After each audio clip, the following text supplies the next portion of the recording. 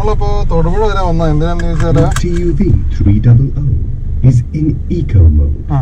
നമ്മൾ തൊടുപുഴ വരെ വന്ന എന്തിനാന്ന് വെച്ച് കഴിഞ്ഞാൽ നമുക്ക് ഒരു താറാവിനെ മേടിക്കാൻ വന്നു. അപ്പോൾ നമുക്കിന്ന് താറാവ് കറി വെച്ച് നോക്കാം. പച്ചക്കുരുമുളകൊക്കെ ഇട്ട് അരച്ചിട്ട് ഒരു കിടിലൻ കറി.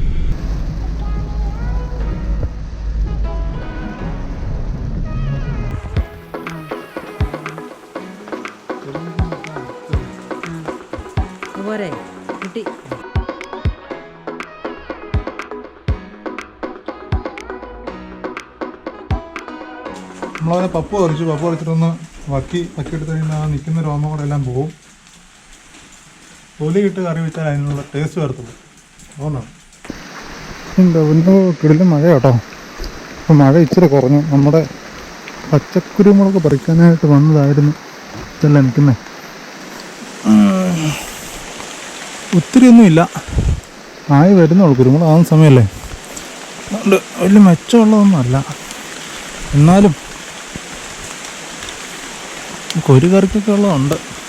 അപ്പോൾ നമുക്ക് ഈ നമ്മുടെ താറാവ് കറിക്ക് വേണ്ടിയിട്ട് വേണ്ട ചേരുവകൾ ഇവിടെ എടുത്ത് വെച്ചിട്ടുണ്ട്. നമുക്ക് കുറച്ച് വെളിച്ചെണ്ണ വേണം, പച്ചക്കുരുമുളകാണ് നമ്മൾ അരയ്ക്കുന്നത്, മല്ലിയില വേണം, മല്ലിപ്പൊടി, വെളുത്തുള്ളി, വലിയുള്ളി. ഇത് നമുക്കൊരു മസാല പാക്കറ്റ് വാങ്ങിക്കാൻ കിട്ടുന്ന കടകളൊക്കെ. ഇതിൻ്റെ അകത്ത് ഗ്രാമ്പൂ, കറുവപ്പട്ട, പെരിഞ്ചീരകം, ഏലക്ക ഇതെല്ലാം കൂടെ കൂടിയിട്ട് ചെറിയ പാക്കറ്റ് വാങ്ങിക്കാൻ കിട്ടും. അതൊരെണ്ണം വാങ്ങിച്ചാണ്.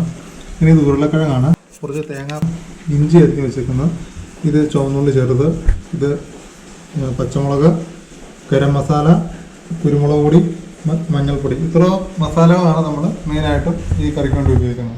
പിന്നെ ഇവരിലോട്ടൊക്കെ കിടക്കുന്നതിന് മുമ്പായിട്ട് നമ്മുടെ കടുകും. ഇത് ആദ്യം ഫുള്ളായിട്ട് വേവിച്ചെടുക്കുന്നത് ഒരു കുക്കറിലാണ്. അപ്പോൾ കുക്കറിലാകുമ്പോൾ പെട്ടെന്ന് നമുക്ക് വെന്ത് കിട്ടും. അപ്പോൾ ഇതിൻ്റെ അകത്ത് അല്പം എണ്ണ ഒഴിച്ച് ഈ മസാല മിക്സ് നമ്മൾ പാക്കറ്റ് വാങ്ങിച്ചു എന്ന് പറഞ്ഞല്ലോ, ഇത് കടുക് പൊട്ടിച്ചതിന് ശേഷം ഇതും കൂടെ ഇട്ടൊന്ന് മൂപ്പിച്ചിട്ട് നമുക്ക് അതിൻ്റെ അകത്തോട്ട് താറാവ് അരച്ച് തരാം.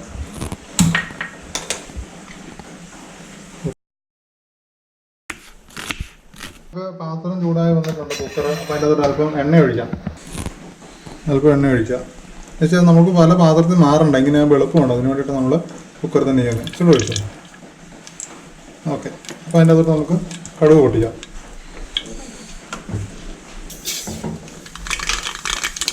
ഇളക്കി കൊടുക്കുക.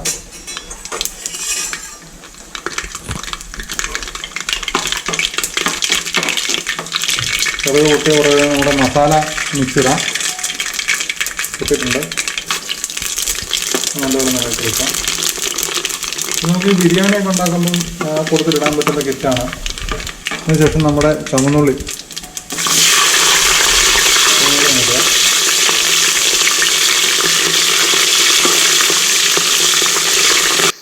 നമുക്ക് നമ്മുടെ സവോള കൊണ്ടിടാം. നമ്മുടെ മസാലയ്ക്ക് വേണ്ടിയിട്ടുള്ള ഒരു അരപ്പുണ്ടാക്കുകയാണ്. നമ്മൾ ആ കറിക്കകത്ത് ഇടാൻ വേണ്ടിയിട്ട് നമ്മുടെ മല്ലിയിലയും പച്ചമുളകും ബാക്കി മസാലപ്പൊടികളെല്ലാം കൂടെ, കുരുമുളക് പൊടി, ഗരം മസാല, മഞ്ഞൾപ്പൊടി എല്ലാം കൂടെ നമ്മൾ മിക്സിയിലിട്ടൊന്ന് അടിച്ചെടുക്കാൻ പോവാം. ഇതിൻ്റെ അകത്ത് തന്നെയാണ് നമ്മൾ ഇഞ്ചിയും വെളുത്തുള്ളിയും കൂടെ മിക്സ് ചെയ്യുന്നത്. ഇഞ്ചി വെളുത്തുള്ളി നമ്മൾ കുക്കറിൽ ഇട്ടിട്ടില്ല.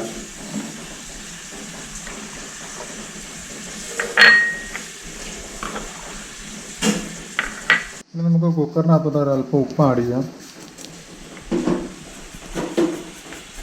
പ്രിപ്പയർ ചെയ്ത് വെച്ചേക്കുന്ന ഈ കൂട്ടിനകത്തോട്ട് നമുക്ക് നമ്മുടെ ഇറച്ചി ആഡ് ചെയ്യാം.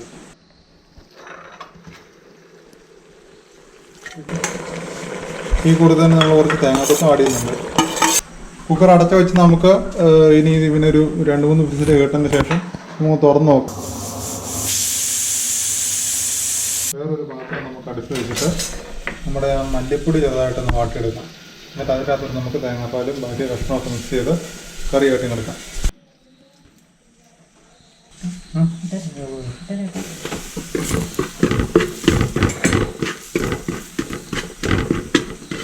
മല്ലിപ്പൊടി ജസ്റ്റ് ഒന്ന് വാട്ടിയെടുത്തത് അതിന് മാത്രം പച്ചച്ചോ വരും. അതുകൊണ്ടാണ്. പിന്നെ നമ്മുടെ അരപ്പും സെപ്പറേറ്റ് ആയിട്ടൊന്ന് തിളപ്പിക്കണം.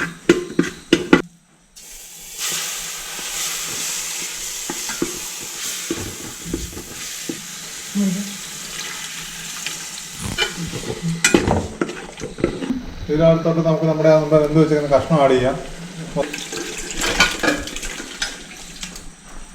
രണ്ടാം പാൽ നമ്മൾ പിഴിഞ്ഞ് വെച്ചിരുന്നത് മൊത്തം ഒഴിച്ചിട്ടുണ്ട്. അതൊഴിച്ച് നമ്മൾ ഇതുപോലെ ഇളക്കി വെച്ച് ഒന്നോടെ തിളച്ച് വരണം. മുട്ട ഉണ്ടായിരുന്നു. മുട്ട നമ്മളിപ്പോൾ അവസാനം ഇടുക ചെയ്തത്. കാരണം ആദ്യം ഇട്ടുണ്ടാകും വെന്ത് കലങ്ങി പോവുള്ളൂ. ഇനിയിപ്പോൾ 2 പ്രാവശ്യം കൂടെ തിളയ്ക്കാനുള്ള ഇത് നല്ലപോലെ പറ്റി വരണം. നമുക്ക് വെയിറ്റ് ചെയ്യാം.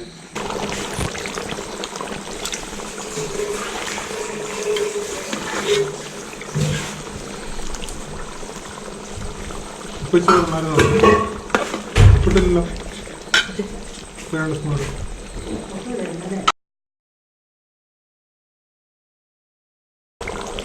ലാസ്റ്റായിട്ട് നമുക്ക് മല്ലിയില കൂടെ ആഡ് ചെയ്യാം. നമ്മൾ 1-ാം പാൽ ആഡ് ചെയ്തു. ഇനി മല്ലിയില കൂടെ ആഡ് ചെയ്ത് നമുക്കൊന്ന് ഇളക്കി പോകാം. നമ്മളിത് പെട്ടെന്ന് തിളയ്ക്കാൻ വേണ്ടിയിട്ട് ഗ്യാസടുപ്പിൽ നിന്ന് വിറകടുപ്പിലോട്ട് മാറ്റി വെച്ചായിരുന്നു.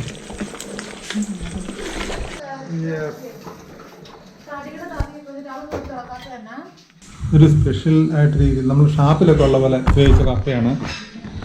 അതായത് ഇതുണ്ടാക്കാൻ വളരെ എളുപ്പമാണ്. അതെങ്ങനെയാണെന്ന് ചോദിച്ചു കഴിഞ്ഞാൽ നമ്മൾ സാധാരണ കപ്പ ഞുറുക്കി ഇടുന്നു, വേവിക്കുന്നു. പക്ഷേ തേങ്ങ അരയ്ക്കുന്നില്ല. പകരം മഞ്ഞൾപ്പൊടി മാത്രമേ ഇടുന്നുള്ളൂ. മഞ്ഞൾപ്പൊടി മാത്രം ഇട്ട് അവസാനം വെന്ത് കഴിയുമ്പോൾ നല്ലപോലെ എന്തെങ്കിലും തവിയോ അല്ലെങ്കിൽ ഒരു ഇടിമുട്ടിയോ വെച്ചിട്ട് ഇതിൻ്റെ അകത്ത് തന്നെ ഇട്ട് നല്ലപോലെ ഇടിച്ച് ഉടച്ചിട്ട് കുറച്ച് പച്ച വെളിച്ചെണ്ണ കൊണ്ട് ഒഴിച്ച് ഇളക്കി എടുക്കുക.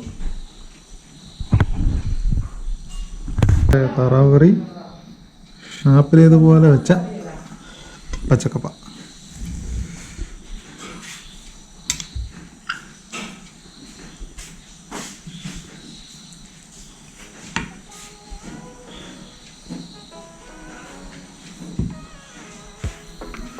ഗ്രേവിക്കകത്ത് താറാവിൻ്റെ നെയ്യെല്ലാം അടങ്ങായിട്ടേ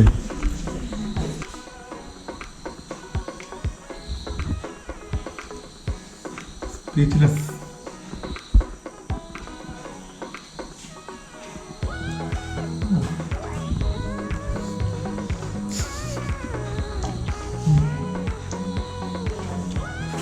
ഭയങ്കര വെള്ളം വരുവായിട്ടോ. അത്രയും ടേസ്റ്റാണ്.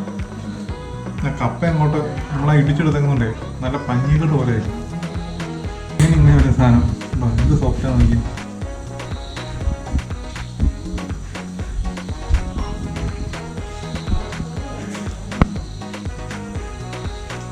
പച്ചക്കുരുമുളകിൻ്റെ ടേസ്റ്റ് വരുന്നുണ്ട്.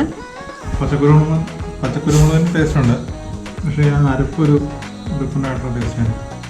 നമ്മൾ അല്ലാണ്ടും മുളകൊന്നും ഇട്ടിട്ടില്ല. മുളക് പൊടി ഒന്നും ഉപയോഗിച്ചിട്ടില്ല.